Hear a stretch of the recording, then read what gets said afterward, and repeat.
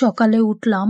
এই ভিডিওটা ছিল বৃহস্পতিবার দিন সকালে আজকের ভিডিওই। তো সারাদিন কি কি কাজ করলাম, আজকে সারাদিন অনেক কাজ করলাম, তো ভিডিওটা আপনাদের সাথে শেয়ার করলাম। যদি ভালো লাগে অবশ্যই লাইক কমেন্ট শেয়ার করে পাশে থাকবেন। তো এই তো সকালে উঠেই নাস্তা বানালাম, আলু ভাজি, একটা ডিম পোস্ট করে নিলাম আর একটু চা খেয়ে নিলাম।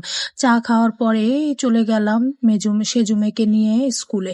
তো মেয়েদের ডিউটি তো করতেই হবে, ঘরের কাজের পাশাপাশি মেয়েদের আনা নেওয়া সব কাজই করতে হয়।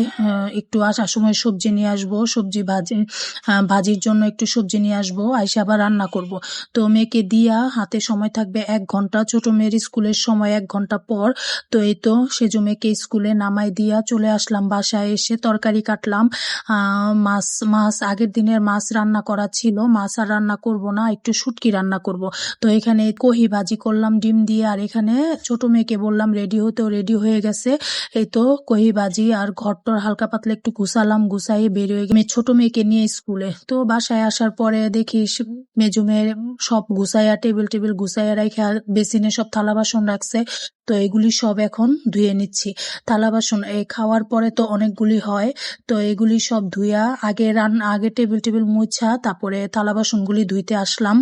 তরকারি কাইটা অর্ধেক রান্না করে গেছিলাম, আর শুটকি এখন থালা বাসন ধুইলাম আর বসালাম। কারণ ওখান থেকে আমার সেজুমের পরীক্ষা ছিল 1 ঘন্টার।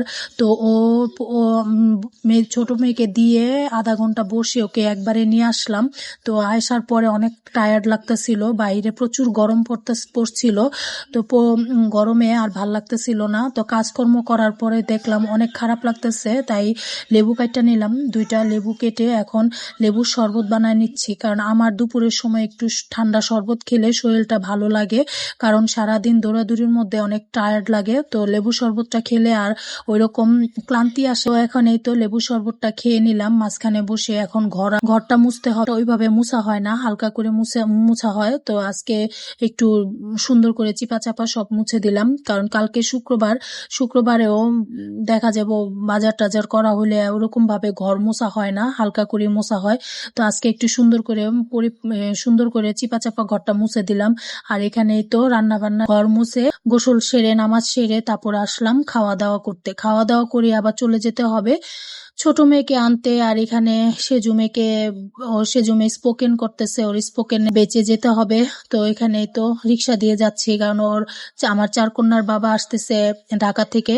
তো আস্তে আস্তে উনি সন্ধ্যা 7টা বেজে যাবে, তো ওদেরও বেচ শেষ হয়ে যাবে, তখন একসাথে বাসায় চলে আসবো। তো ভিডিওটা যদি ভালো লাগে অবশ্যই লাইক কমেন্ট শেয়ার করে পাশে থাকবেন। আল্লাহ হাফেজ।